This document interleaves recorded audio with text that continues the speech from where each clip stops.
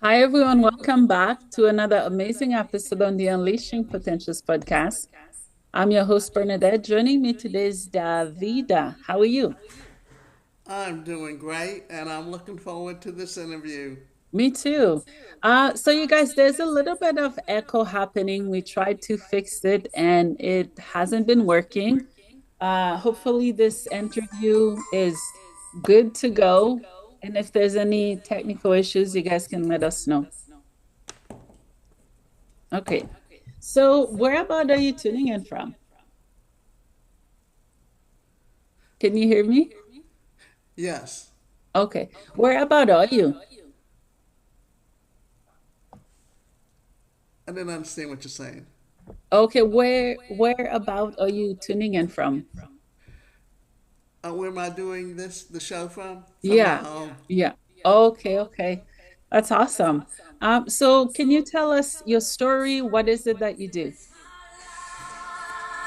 Ooh, I'll have to call him back. Yeah.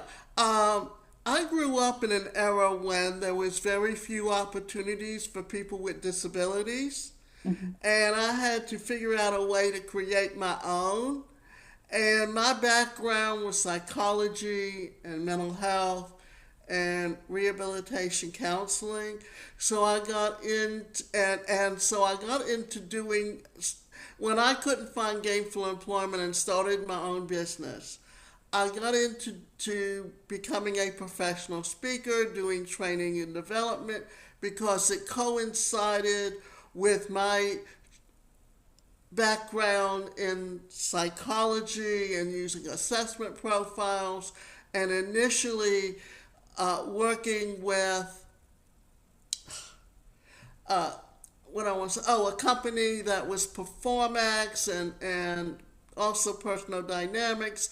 One being the assessment profiles, the other one being the training programs, and they merged and became part of Carlson companies, and then they broke away from them and became Inscape Publishing, and now they're owned by Wiley Publishing, and the only assessment they actually promote now is the DISC program. It's like the Myers-Briggs that assess your behavioral style, how you communicate in the business world, and and then because that was training and development, as the internet got established, and because I do a lot in the area of personal development Mhm. and and and entrepreneurship, I started developing my own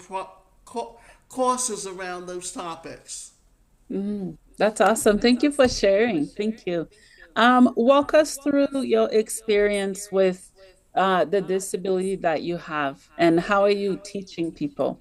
Well, I have what's known as cerebral palsy, and it's a neuromuscular disability because it mainly affects the muscles and the control of the muscles. And in my case, it's spastic hemiplegia because it only affects the right side.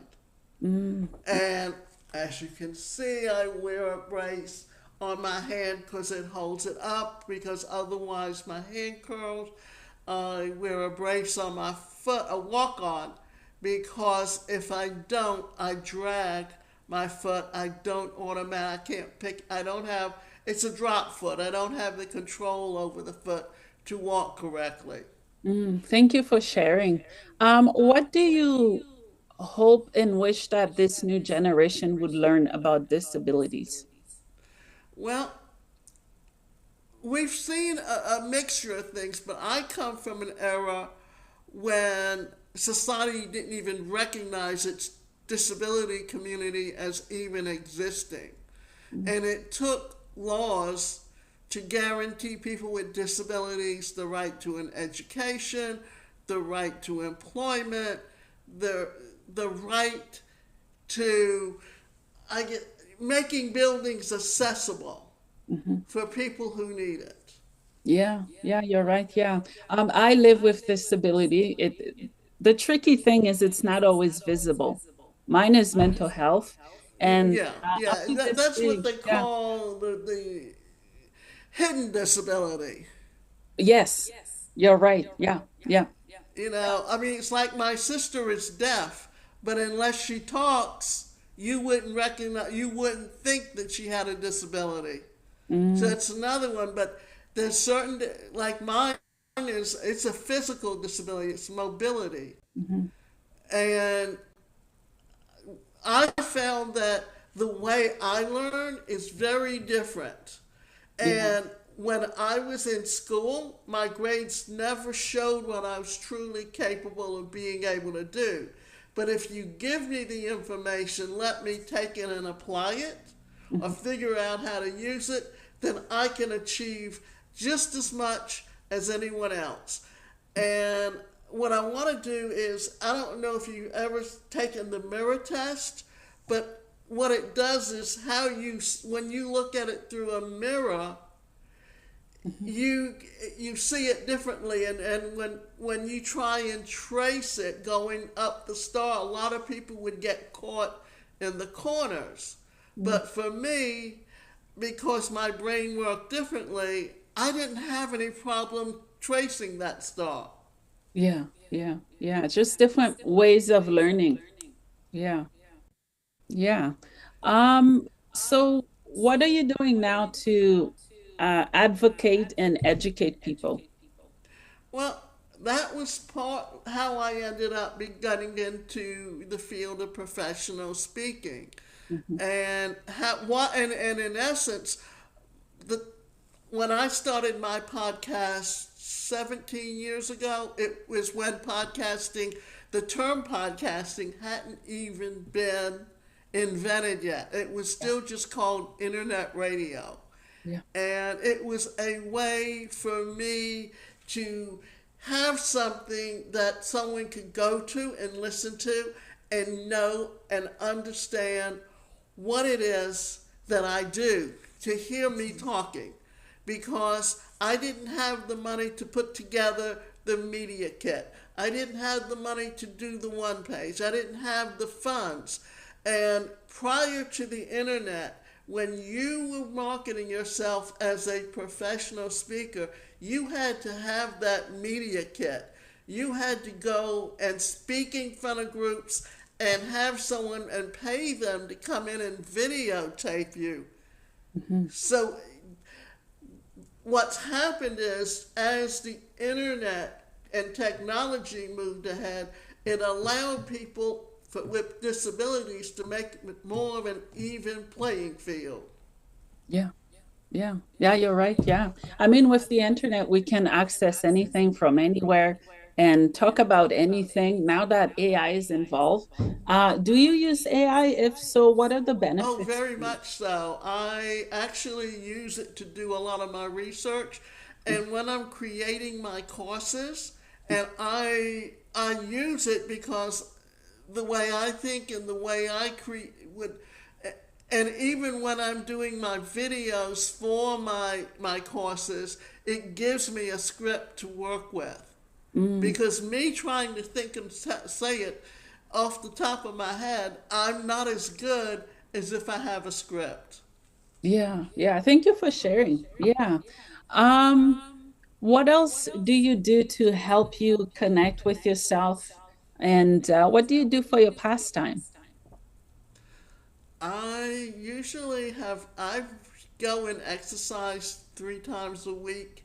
I've done that for over 40 years, and it's one of the reasons why I'm as mobile as I am today. Mhm, mhm. Yeah, yeah, And I'm very adaptable in that I learned over the years how to tie shoes with one hand, how to do a lot of things with just one hand. yeah. That's incredible. That's very cool. Um, what do you want people to learn from your experience, especially those who are going through exactly what you're going through? You know, they it's just, if you sit and listen to someone, Mhm. often what happens is it inspires you to do something else. And just because you can do it doesn't mean that someone else can do it, because we're all unique. We all have strengths. We all have weaknesses. You just got to know what your strength is and play to that strength. Because I'm going to go through and talk about something because I think this is important. Whether you use the Myers-Briggs, whether you use the colors, I'm more familiar with the disc. The dominant behavior pattern is someone who feels they can control everything. They're very outgoing. They can easily interact with other people, but they like to control the situation. You've got the person that's the high I. They're very interpersonal. They can talk to strangers. They feel very comfortable speaking in front of a group. Yeah. Then you've got the steadiness behavior pattern, and that's someone that will literally read the book. And if you work for a company, they have a manual, and that manual tells you their expectations, and they literally follow that to the T. Then you got the conscientiousness person, and this is someone who questions everything, and they're going to make sure they know everything down to the detail. Yeah. And the thing is, those the S and the C are introverts, but we have all of these within us. Some are our weaknesses, some of are our strengths. And when we communicate with other people, we need to know what their behavior pattern, how they understand, because you don't want to overpower someone, but you want to interact with them on their comfort zone as opposed to your comfort zone. I love that. Thank you for sharing. Yeah, like you said, if we were to embrace each other's strengths and weaknesses, boy, what a world would it be? And we would learn so much more instead of competing of who can do more, who can do less. And it's even more harder, as you've witnessed and mentioned, for those with disabilities.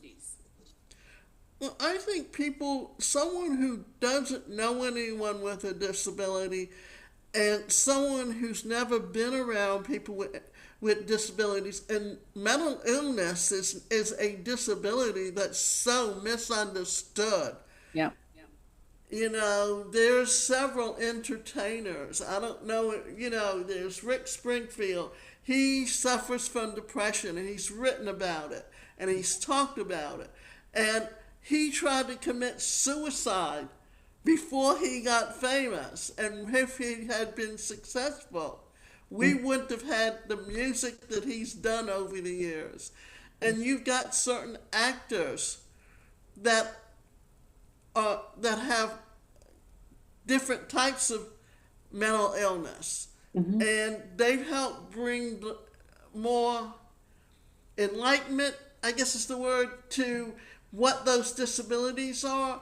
But it's important that society learn and understand what a disability is, because as you age, you either lose your hearing, or you lose your sight, or you lose certain things that you lose. And often people, as they get older, even with dementia and to the different degrees, become very forgetful. Yeah. And how do you learn to adjust to those issues? Yeah, yeah, yeah. It's challenging. And I always tell people life happens and nothing is promised. It can happen to anybody from anywhere. As you can see, I have mental health diagnosis, and that's why I'm on a mission to advocate. And I'm so grateful you're also on a mission to do the same as well. I mean, there's so many different types of disabilities, Yeah. whether it's, and today we've got the adaptive software. Hmm. One of the things that AI has done is it's made it easier, because when I first got my first computer, I had what the speech to text. Mm. So Yeah. that because I don't type as fast with one hand as someone else does, so by using the speech to text, and it all I have to do is say what I want it to say, put the commas in, and it does it. Now with the AI, it will do it for you. Yeah. Yeah, it will. Yeah. Yeah. Is there anything else you'd like to share? Any new projects you have coming up you'd like to share with us? Well, I do my podcast, which is Live Without Limits, transform your thinking to redesign your life. Mm. That I do every Saturday morning. And you can catch it on YouTube, you can catch it on LinkedIn, you can also catch it on Facebook. Now, I noticed that Facebook, after a certain length of time, will remove those videos, Yeah. but they're always up on LinkedIn, they're always up on YouTube, Mhm. and you can always go to my channel and listen to them. And I've done one. In fact, I'm doing one or set up one on the inner child and uh, how trauma in childhood can affect us as adults, and how we can protect that inner child Mhm. and take care of it. Oh wow, I love that you're talking about this now because I just had an interview and she was talking about the same thing, the inner child, because it all starts right there, but not all of us have the courage to go back. There's a lot, if it's a lot of trauma, we often need guidance to heal.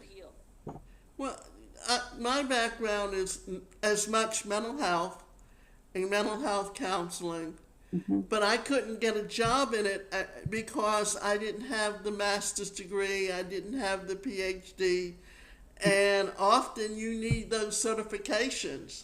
And what I did was I went back and got certified as a life coach Mhm. and as a career coach. And my master's was in rehabilitation counseling, as much because the government paid for it, because you're under rehabilitation services, so they're more willing, if you go back and get a degree in that, to pay for it at the master's level.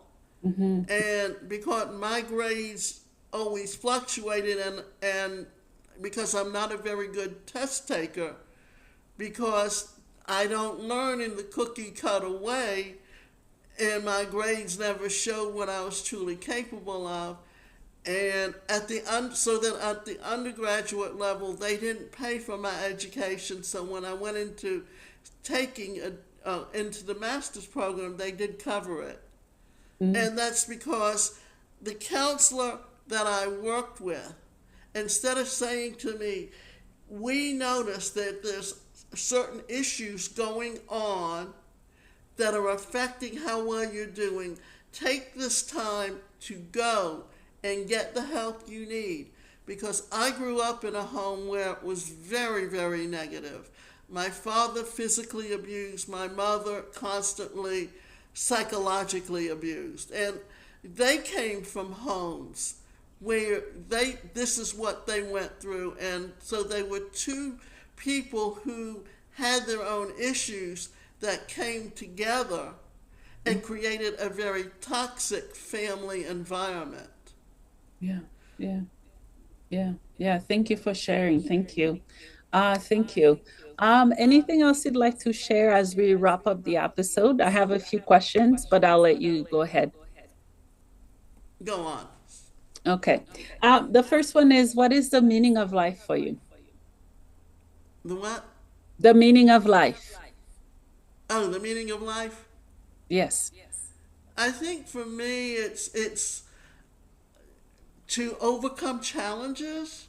I Mhm. guess because I've had to overcome so many challenges. I've had the learning issue, I've had the mobility issue, I've had to learn to tie my shoes with one hand, I've had to learn to adjust and how to look at what was going on and the negativity that was going on in the home and realize that that was their problem, not mine, and how to find people who could support me in the way that I needed to be supported. Hmm. Hmm. Yeah, I think I Because we love that. all Thank need you. someone that says you're doing a good job, or Yeah, yeah, yeah, I agree. Well, you're doing a good job. You are, and I'm so inspired by your strength, your courage, and just your story to educate, to help people heal and overcome those challenges. So thank you. thank you. Yeah, to me, it's like all of us have some challenge in our lives. Yeah, you're right. No one's perfect. Mm, We all want to think we're perfect, but no one is. mhm, mhm. Yeah, you're right. Yeah. So Davida, is that how I pronounce your name? Yes, Awesome. That's a beautiful name. Davida. thank What you. does it mean? What does your name mean? Oh, it's actually the Hebrew name is Davido. Oh, very cool. Very It's cool. like David is David and Davida is Davido. Oh, that's really cool. Yeah, awesome. So where can people listen to your podcast? If they have any questions, where can they message you and connect with you? Yeah, well, they can connect with me. My website address is the number one, personalcareercoach.com. My website for disability issues is disabilityrightsadvocate.com. Awesome. Awesome. Well, Davida, thank you so much for coming on the podcast today. Thank you for inspiring, empowering, and I can't wait to see and hear what you do. Okay, thank you. Thank you for You're having welcome. me. And I look forward to getting a copy or the link to the podcast. You're welcome.